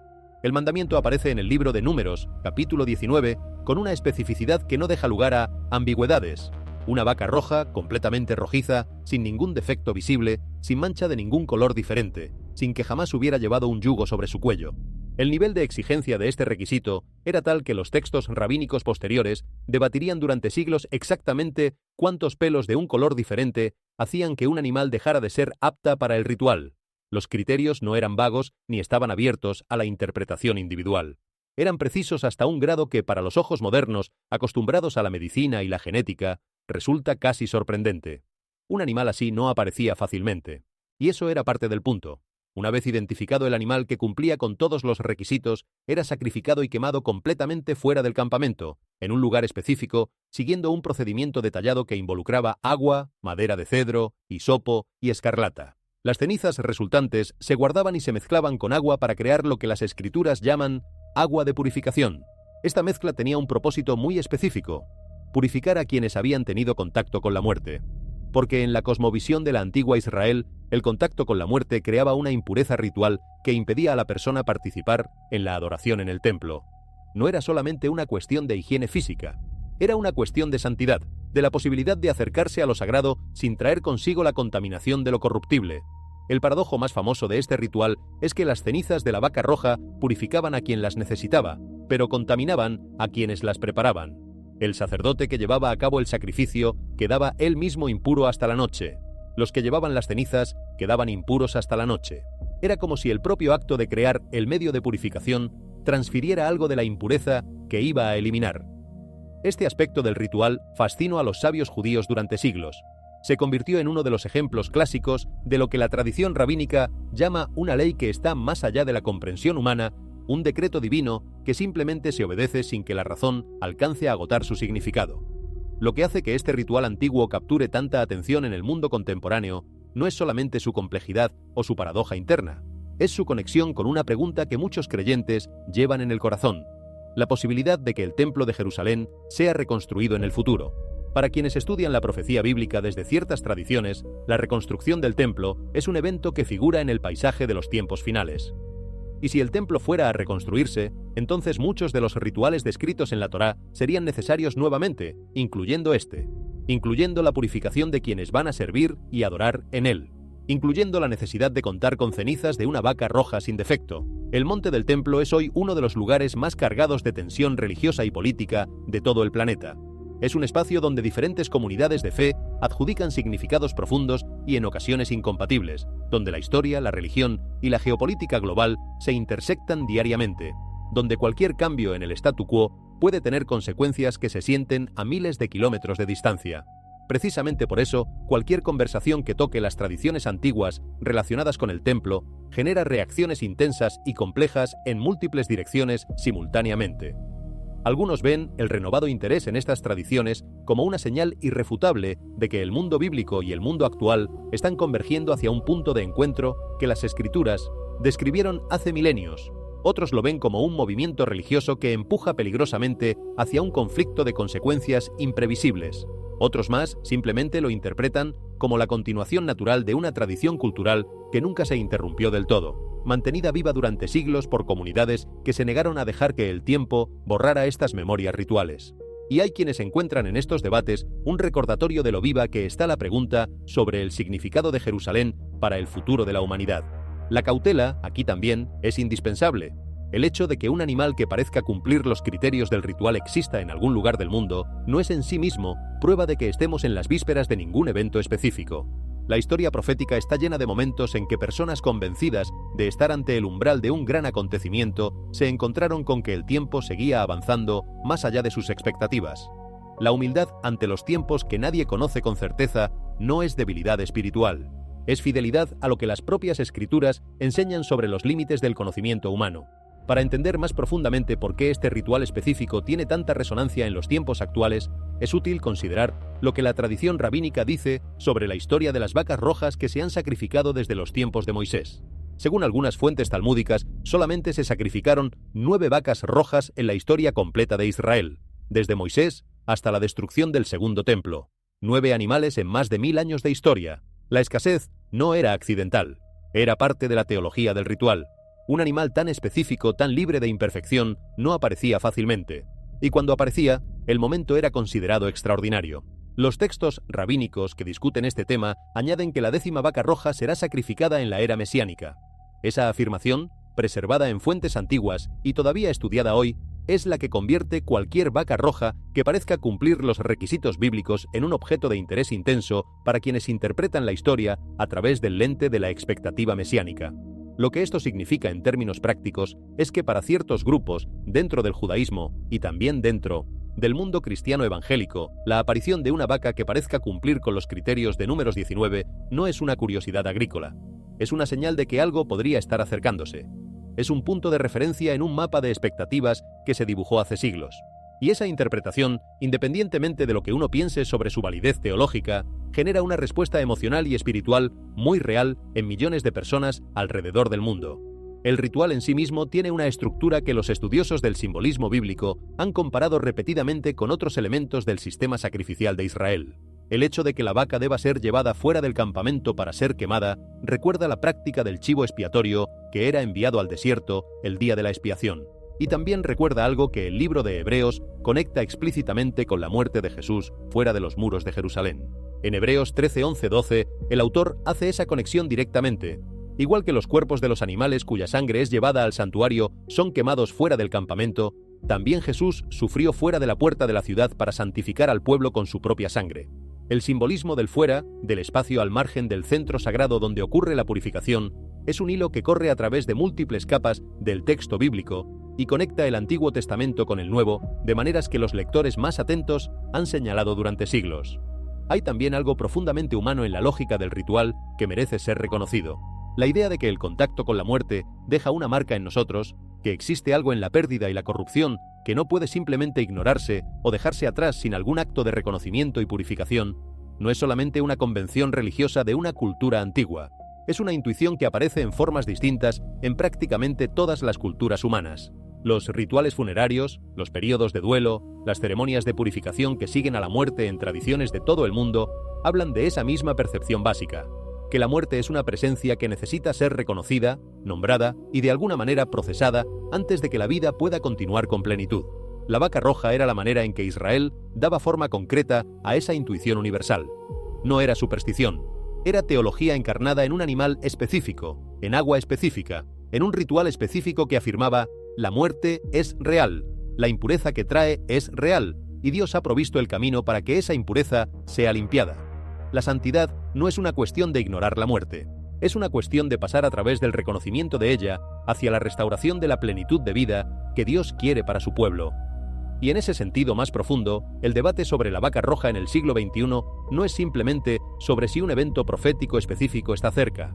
Es sobre si las categorías fundamentales del pensamiento bíblico, la santidad, la impureza, la muerte, la purificación, la restauración, todavía tienen algo que decirle a una era que ha intentado construir una civilización entera sobre la premisa de que esas categorías son irrelevantes o superadas. La modernidad tardía ha intentado eliminar la muerte de la vista pública, ignorar la corrupción moral, construir una imagen de progreso indefinido que no necesita ni purificación ni arrepentimiento. Y quizás parte de la razón por la que los debates sobre los rituales antiguos de Israel siguen capturando la atención de tanta gente es que en lo más profundo de la experiencia humana, algo sabe que esa narrativa de progreso sin sombra es incompleta. Y sin embargo, Lo que el renovado interés en la vaca roja revela es algo que va más allá del debate sobre fechas y calendarios proféticos. Revela la profundidad de la conexión que existe entre el mundo antiguo de las Escrituras y el mundo contemporáneo de personas que llevan esos textos en su vida diaria. La Biblia no es para estas personas un documento arqueológico. Es un texto vivo que sigue hablando, sigue generando preguntas y sigue creando expectativas sobre lo que está por venir. El simbolismo que rodea a la vaca roja apunta, en su nivel más profundo, hacia la necesidad humana universal de purificación. La idea de que existe algo en la condición humana que necesita ser limpiado, que el contacto con la muerte y la corrupción deja una marca que no puede simplemente ignorarse, que existe un camino hacia la restauración de la santidad, pero que ese camino requiere algo específico, algo preciso, algo que no puede ser improvisado. Es una idea que resuena mucho más allá de los límites de la tradición judía antigua. Toda la teología cristiana de la expiación, la idea de que la muerte de Cristo actúa como purificación de la humanidad, guarda una resonancia profunda con la lógica que está detrás del ritual de la vaca roja. Las cenizas que purifican, la sangre que limpia, la muerte de un ser sin mancha que abre el camino hacia la santidad de los demás. Los paralelismos han sido explorados por siglos de exégesis bíblica y siguen siendo fuente de reflexión teológica valiosa. Por eso el debate sobre la vaca roja no es solamente una discusión sobre un animal o sobre un ritual antiguo. Es una conversación sobre los fundamentos del pensamiento bíblico sobre la santidad, la impureza, la muerte y la posibilidad de restauración. Es una pregunta sobre si los símbolos físicos que Dios usó en el pasado para comunicar verdades espirituales siguen siendo relevantes en el presente. Es una invitación a pensar seriamente sobre qué significa prepararse para entrar en la presencia de lo sagrado, sea cual sea la forma que esa presencia tome en la experiencia de cada creyente. Hay algo más que merece señalarse sobre este ritual antes de continuar, y es la naturaleza de la preparación que implica. El agua de purificación derivada de las cenizas de la vaca roja no se preparaba de manera instantánea ni casual. Requería un proceso específico, materiales específicos, personas específicas involucradas en su preparación. La purificación en la cosmovisión bíblica no es algo que simplemente ocurre. Es algo que se busca activamente, que se prepara con anticipación, que requiere intención y esfuerzo deliberado. Esta idea de la preparación activa resuena con el llamado de Jesús en el Monte de los Olivos a permanecer despiertos y listos. La vigilancia de la que Jesús habla no es una vigilancia pasiva, el simple hecho de no dormirse. Es una vigilancia activa que implica vivir de cierta manera. Las parábolas que siguen al discurso del Monte de los Olivos en Mateo 25, las 10 vírgenes, los talentos y el juicio final, todas describen distintas formas en que esa preparación activa se manifiesta en la vida cotidiana. Las vírgenes que tenían aceite habían pensado con anticipación. El siervo que multiplicó sus talentos había actuado con responsabilidad. Los que dieron de comer al hambriento y visitaron al enfermo habían vivido con los ojos abiertos hacia las necesidades de los demás. La preparación espiritual que Jesús pide no es una preparación esotérica ni una preparación técnica. Es la preparación de quien vive con intención, con generosidad y con apertura hacia Dios y hacia el prójimo. Y esta conexión entre la pureza ritual del Antiguo Testamento y la preparación espiritual del Nuevo Testamento es una de las más ricas y menos exploradas de toda la teología bíblica. Ambas comparten la convicción de que entrar en la presencia de lo santo requiere una preparación que no puede improvisarse en el último momento. Ambas afirman que la impureza es real, que la muerte y la corrupción dejan marcas que necesitan ser atendidas, y que Dios ha provisto el camino para que esa atención sea posible. La diferencia está en el medio. En el Antiguo Testamento, cenizas de una vaca sin mancha mezcladas con agua. En el Nuevo Testamento, la sangre de quien fue sin mancha, ofrecida de una vez por todas. Pero la lógica subyacente es la misma. Nadie se acerca a Dios por sus propios méritos. El camino hacia la santidad es provisto por Dios mismo. Lo que hace a este momento de la historia particularmente interesante para quienes estudian estas cuestiones es la convergencia simultánea de múltiples elementos que en otros periodos habrían sido independientes entre sí. No es solo la tormenta en Jerusalén, no es solo el descubrimiento arqueológico, no es solo la imagen en el cielo, no es solo la puerta oriental cerrada, no es solo el Monte de los Olivos con su historia y su promesa, no es solo la vaca roja con su debate sobre el templo, no es solo el Jordán con sus cambios visuales. Es la convergencia de todos estos elementos en un mismo periodo de la historia, siendo observados simultáneamente por millones de personas con acceso instantáneo a información de todo el mundo, que crea una experiencia que las generaciones anteriores no pudieron tener de la misma manera. Los profetas y los primeros creyentes que esperaban el regreso de Cristo no tenían Twitter ni YouTube. No podían ver en tiempo real lo que ocurría en Jerusalén desde el otro lado del planeta. Vivían con las palabras del texto y con la fe en las promesas, sin la posibilidad de rastrear eventos en vivo. Lo que la tecnología moderna ha hecho es crear una conciencia global, en tiempo real, de todo lo que ocurre en torno a los lugares que las escrituras marcan como significativos.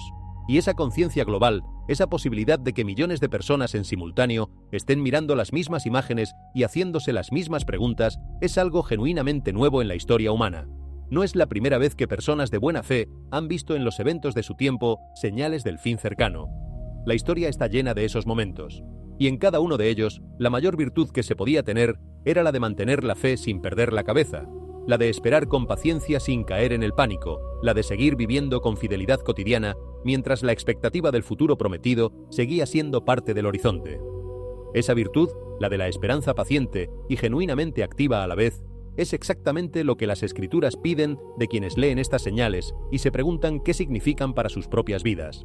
Y es exactamente lo que Jerusalén, con toda su historia acumulada y toda su promesa todavía abierta, sigue invitando a practicar a quienes la contemplan con ojos de fe.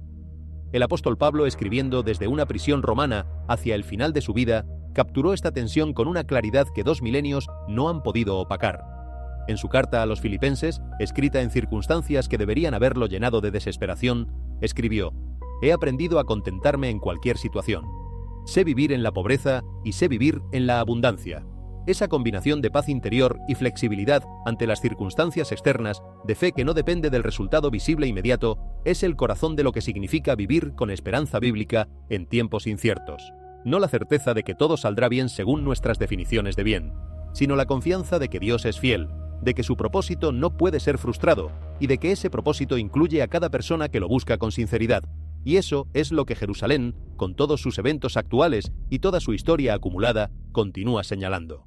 No un calendario de desastres, no un código que resolver para obtener ventaja sobre el futuro, sino una ciudad que lleva milenios siendo el lugar donde las preguntas más importantes encuentran su terreno más fértil, donde la fe y la historia se rozan con más fuerza que en ningún otro lugar, donde lo antiguo y lo contemporáneo convergen de maneras que ninguna pantalla puede capturar completamente, pero que ningún corazón abierto puede mirar sin sentir que algo importante está siendo dicho, algo que vale la pena escuchar, algo que requiere no solo la cabeza, sino también el alma para ser comprendido del todo. La historia de las señales que rodean a Jerusalén es, en última instancia, la historia de una ciudad que se niega a dejar de hablar. Que cada tormenta, cada piedra desenterrada, cada imagen en el cielo y cada puerta cerrada sea una invitación a pausar y escuchar, a hacer las preguntas que importan y a vivir las respuestas que la fe ofrece, no como certezas matemáticas, sino como convicciones del corazón, es quizás el mejor resumen de lo que esta ciudad continúa siendo para el mundo. Una ciudad que habla, una ciudad que pregunta, una ciudad que no deja a nadie que se le acerque con seriedad exactamente igual a como llegó, porque Jerusalén no es solo geografía ni solo historia, es también un espejo, y en ese espejo, quien se atreve a mirar de verdad puede ver no solo lo que esta ciudad ha sido, sino lo que él mismo está siendo, y lo que todavía podría llegar a ser.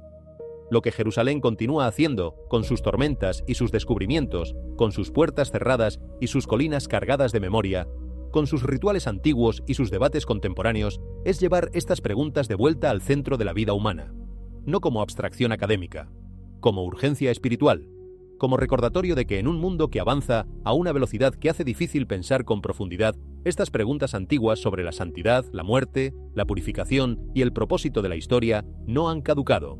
Siguen siendo tan necesarias como lo fueron el día en que fueron escritas por primera vez, y mientras el mundo sigue debatiendo el significado de estas señales antiguas y contemporáneas, hay otra región que comienza a demandar atención. Un lugar donde el agua, la tierra y las escrituras se encuentran bajo las sombras de la historia, el Valle del Jordán. Puede parecer a simple vista un río estrecho que serpentea a través de un paisaje árido y polvoriento, un cuerpo de agua modesto en comparación con los grandes ríos del mundo. Pero a lo largo de las escrituras, este río lleva memorias que alcanzan miles de años atrás, grabadas en el texto sagrado con una fuerza que ningún cambio climático ni ninguna modificación geográfica ha podido borrar del todo. El Jordán está íntimamente conectado con la historia del pueblo de Israel de una manera que va mucho más allá de la simple geografía. Nace en el norte, en las estribaciones del monte Hermón, y desciende hacia el sur a través del mar de Galilea antes de llegar al Mar Muerto, el punto más bajo de la superficie terrestre. En ese descenso, atraviesa la región que las escrituras llaman el Valle del Jordán, un corredor de tierra fértil en medio de la aridez del entorno, un lugar donde la vida es posible precisamente porque el río pasa.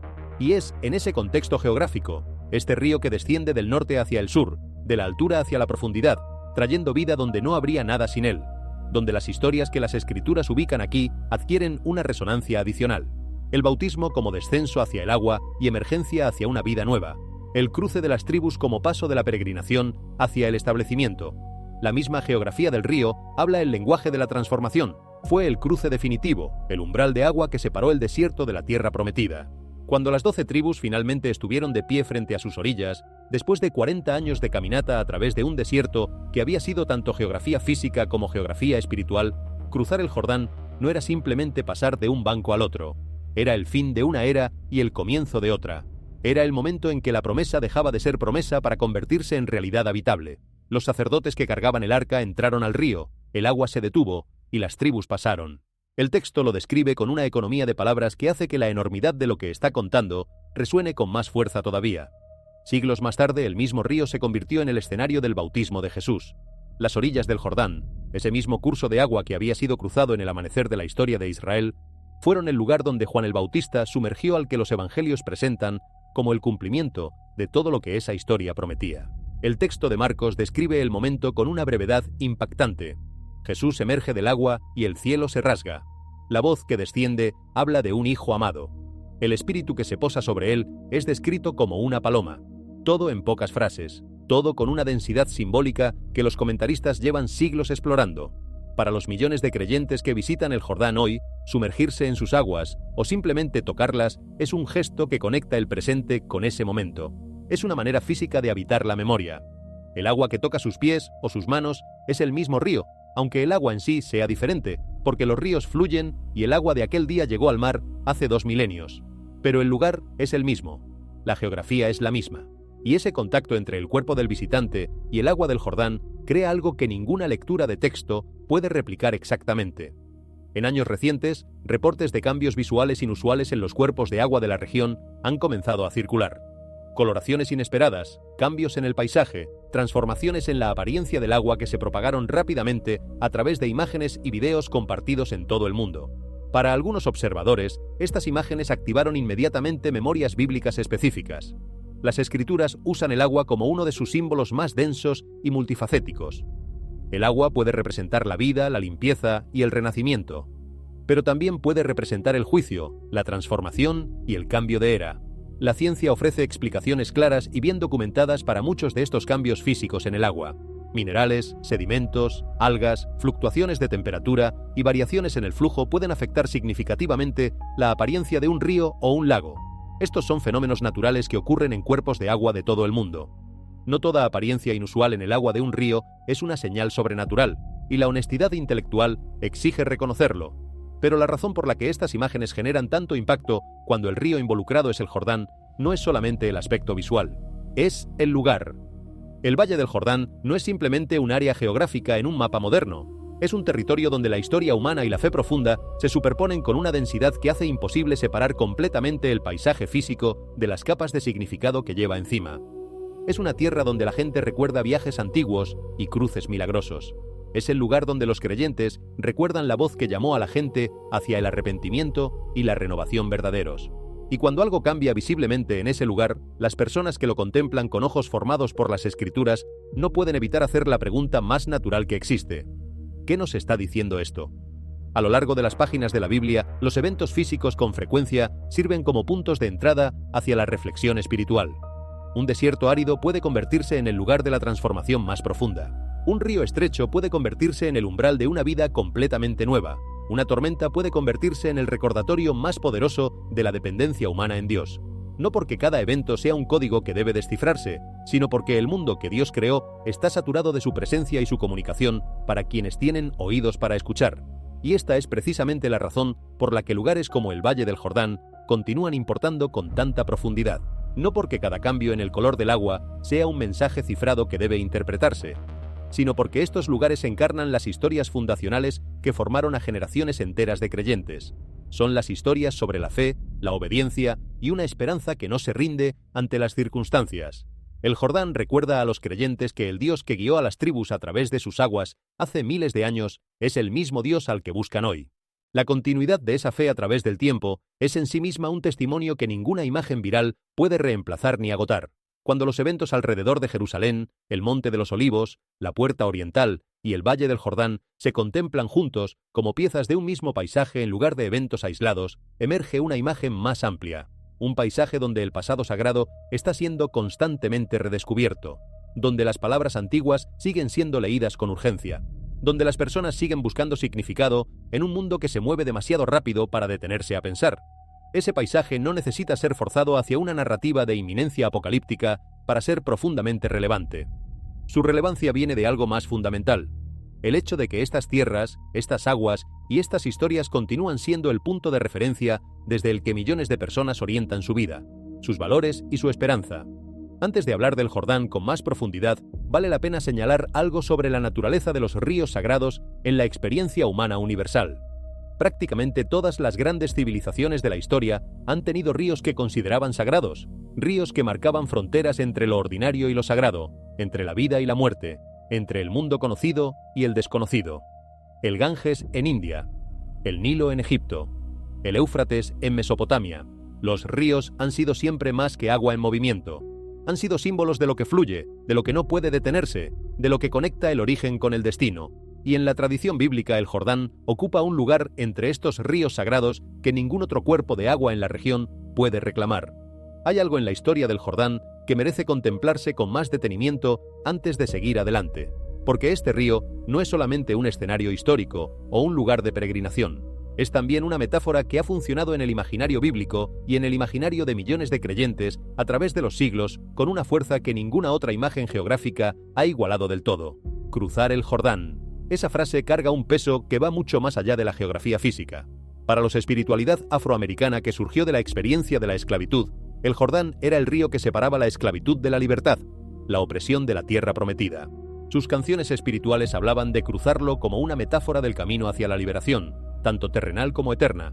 Para los peregrinos medievales que viajaban desde Europa con un peligro enorme para llegar a Tierra Santa, sumergirse en las aguas del Jordán era el acto cumbre de su peregrinación. El momento en que el cuerpo físico tocaba el lugar donde el cuerpo de Jesús había sido tocado por el agua y el Espíritu. Hay una razón por la que el bautismo de Jesús en el Jordán ocupa el lugar que ocupa en los 4 evangelios. No es simplemente el comienzo cronológico del ministerio de Jesús, aunque también lo es. Es una declaración teológica de los evangelistas que sitúa a Jesús en la línea de la historia sagrada de Israel desde el primer momento de su aparición pública. Cruzar el Jordán era lo que Israel había hecho en el umbral de su historia nacional. Ser bautizado en el Jordán era lo que la gente hacía cuando Juan llamaba al arrepentimiento y a la preparación para el que venía. Y Jesús, que no necesitaba arrepentirse de nada, eligió entrar por ese mismo umbral. Los teólogos han debatido durante siglos por qué Jesús fue bautizado si no tenía pecado. La respuesta que la mayoría de las tradiciones converge es que este acto de solidaridad, de identificarse completamente con la humanidad que venía a salvar, era en sí mismo una parte esencial de su misión. Entró al agua con la humanidad, salió del agua con el cielo rasgado sobre él y la voz que lo nombraba Hijo amado. Ese momento, ese instante en que el cielo se rasgó sobre el Jordán, es uno de los más densos de todo el texto bíblico. Marcos usa el verbo exchisain, rasgarse, que es la misma palabra que usa más tarde para describir el desgarro del velo del templo en el momento de la muerte de Jesús. 2 momentos en los extremos del ministerio público de Jesús, unidos por el mismo verbo de desgarro. El cielo se rasga cuando Jesús entra en su misión. El velo se rasga cuando la misión se completa. Lo que estaba separado, el cielo de la tierra, lo divino de lo humano, el interior del lugar santísimo del exterior, queda abierto. La barrera cae. Y en ambos casos, el lugar del desgarro es significativo. En el Jordán, el punto de entrada. En el templo, el punto de llegada. La historia completa de la misión de Jesús queda enmarcada entre estos 2 desgarros. Para los creyentes que se acercan al Jordán hoy, este trasfondo hace que el contacto con el agua sea algo más que turismo religioso.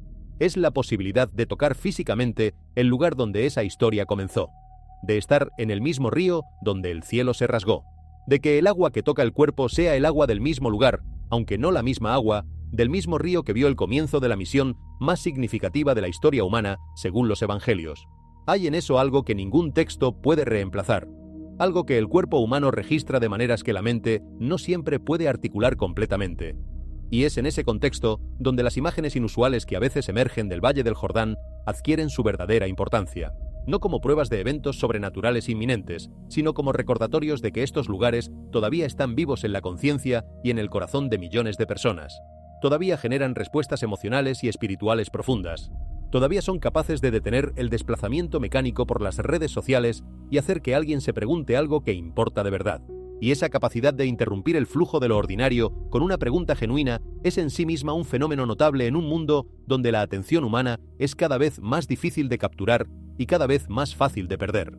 Lo que el Valle del Jordán, el Monte de los Olivos, la Puerta Oriental, la Vaca Roja y todas las señales que rodean a Jerusalén tienen en común es precisamente esa capacidad de interrumpir, de detener, de crear un espacio en el que la pregunta más importante no es ¿qué hay en la próxima notificación?, sino ¿qué significa todo esto? ¿Qué significa la historia? ¿Qué significa el tiempo?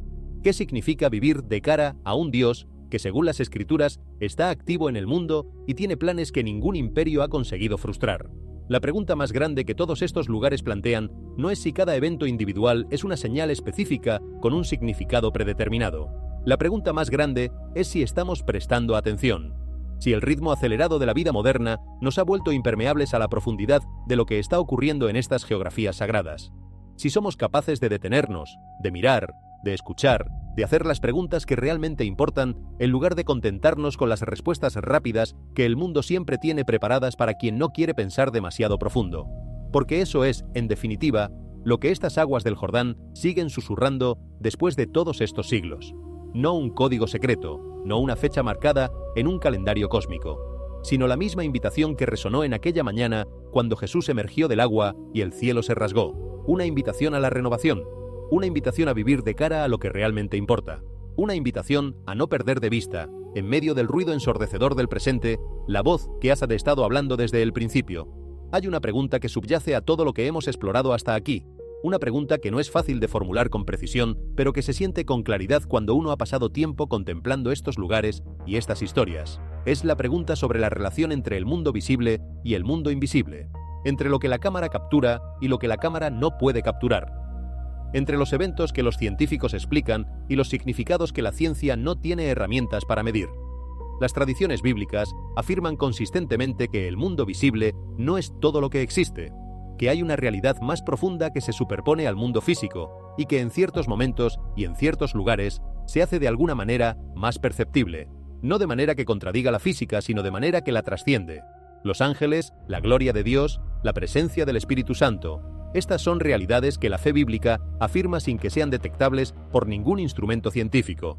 Y sin embargo la fe afirma que son más reales que las piedras que se pueden tocar, que las estructuras que se pueden medir, que los fenómenos que se pueden reproducir en un laboratorio. Esta afirmación choca frontalmente con la cosmovisión dominante en el mundo occidental contemporáneo, que tiende a reducir lo real a lo que puede ser verificado empíricamente. Y sin embargo, incluso dentro del mundo secular, existe una nostalgia persistente por algo que el empirismo solo no puede proveer: el arte, la música, la literatura, el amor, el sentido de maravilla ante el cosmos. Estas experiencias humanas apuntan hacia una dimensión de la realidad que no puede ser reducida a datos y estadísticas sin que algo esencial se pierda en el camino. Jerusalén vive en esa tensión con una intensidad particular. Es una ciudad que puede ser estudiada científicamente con plena legitimidad. Sus piedras son piedras, su suelo es suelo, sus estructuras obedecen las leyes de la física igual que cualquier otra construcción humana en cualquier otro lugar del mundo. Y al mismo tiempo es una ciudad en la que millones de personas experimentan algo que el lenguaje de la física no alcanza a describir adecuadamente. Algo que solo el lenguaje de la fe, de la oración, de la esperanza, puede tocar. Y quizás esa tensión irresoluble, esa imposibilidad de reducir Jerusalén completamente a ninguna de sus dimensiones sin perder algo esencial, es la razón más profunda por la que esta ciudad sigue siendo el centro de tanta atención, tanta disputa y tanta esperanza. Porque es el lugar donde la pregunta por la realidad última se hace más urgente y más imposible de evadir. El lugar donde vivir en la superficie, contentarse con las explicaciones de primer nivel, resulta más difícil que en cualquier otro punto del planeta. Después de contemplar de cerca todo lo que rodea a la ciudad santa de Jerusalén, después de recorrer sus tormentas y sus descubrimientos, sus puertas cerradas y sus montañas cargadas de promesas, sus rituales antiguos y sus ríos que guardan memorias milenarias, una pregunta sigue resonando con una intensidad que no disminuye. ¿Qué estamos viendo realmente cuando miramos estos eventos que se despliegan ante nosotros? Piensa en una tormenta violenta avanzando por los callejones estrechos de una ciudad antigua, sacudiendo cimientos que han permanecido en pie durante milenios. o en un pequeño artefacto cubierto de polvo desenterrado por las manos pacientes de un arqueólogo, abriendo una ventana hacia un capítulo de la historia sagrada que nadie había leído en más de 13 siglos. Una imagen extraña aparecida en el cielo nocturno que detiene a miles de personas y les hace mirar hacia arriba cuando el hábito moderno es mirar hacia abajo. Una puerta de piedra que permanece cerrada desde hace siglos, enfrentando el horizonte donde se alza la montaña que Zacarías mencionó con tanto detalle. Una montaña que guarda en su suelo las huellas del momento en que Jesús lloró por una ciudad, oró en un jardín y fue conducido hacia su arresto. Un ritual antiguo cuyas cenizas hablan de purificación y preparación. Un río cuyas aguas bautizaron a quien cambió el curso de la historia. Cada uno de estos elementos puede ser visto, analizado e interpretado de maneras completamente diferentes según la perspectiva de quien los contempla. La diferencia no está solamente en la información disponible, está en cómo elegimos conscientemente leer lo que tenemos delante. Jerusalén ha sido siempre mucho más que una coordenada geográfica o un conjunto de edificios históricos sobre una colina. Es un lugar de encuentro único donde la historia humana, la fe profunda y las preguntas existenciales más fundamentales colisionan constantemente unas con otras. Es una ciudad viva donde la gente mira hacia el pasado antiguo y descubre historias que siguen dando forma a su presente inmediato. Es un lugar donde millones de creyentes de culturas y tradiciones distintas siguen encontrando recordatorios duraderos de las promesas de Dios para la humanidad. Cuando la tierra tiembla o las aguas cambian de color, es fácil quedar atrapado en el sensacionalismo del momento. La capacidad humana de dramatizar y magnificar lo inusual es tan poderosa como su tendencia a la paridolia, el instinto de ver significado donde quizás no hay nada más que física y química, pero también existe el riesgo contrario, el de reducirlo todo tan rápidamente a explicaciones naturales que el alma quede sin nada que contemplar. El equilibrio entre la cautela racional y la apertura espiritual es difícil de mantener, pero es exactamente ese equilibrio lo que las propias escrituras parecen pedir. Los profetas no escribieron sus advertencias simplemente para entretener la curiosidad humana ni para proporcionar material para debates especulativos sin consecuencias prácticas. Jesús no llamó a sus discípulos a vivir sus vidas paralizados por el miedo apocalíptico ni obsesionados con descifrar fechas y cronologías.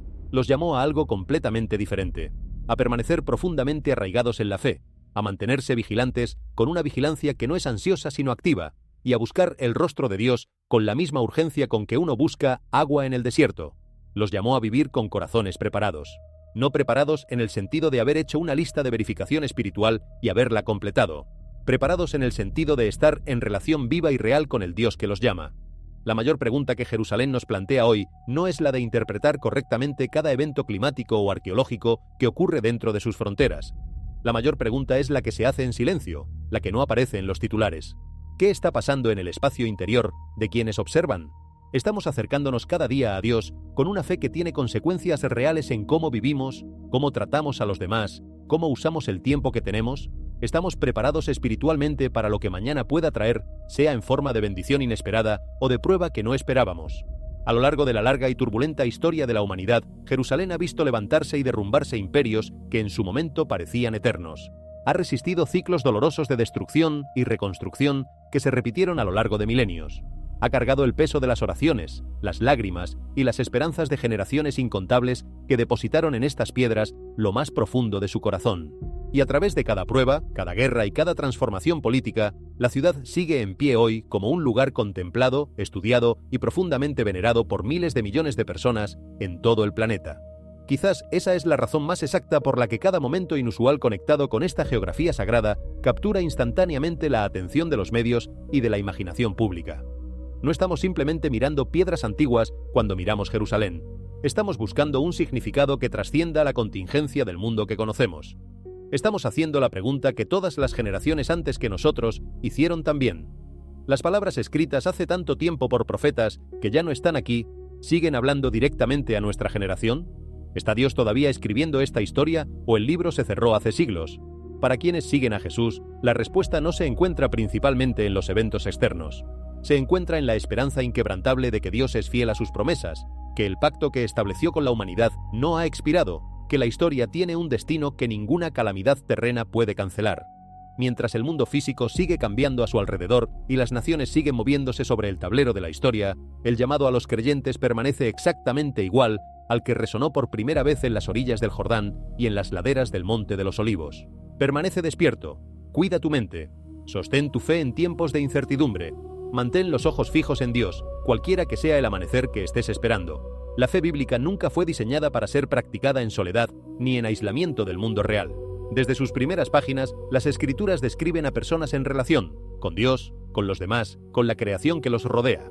La historia de Abraham, llamado a salir de todo lo conocido hacia un destino que no podía ver completamente, es también la historia de una promesa que alcanzaría a generaciones que él nunca llegaría a conocer.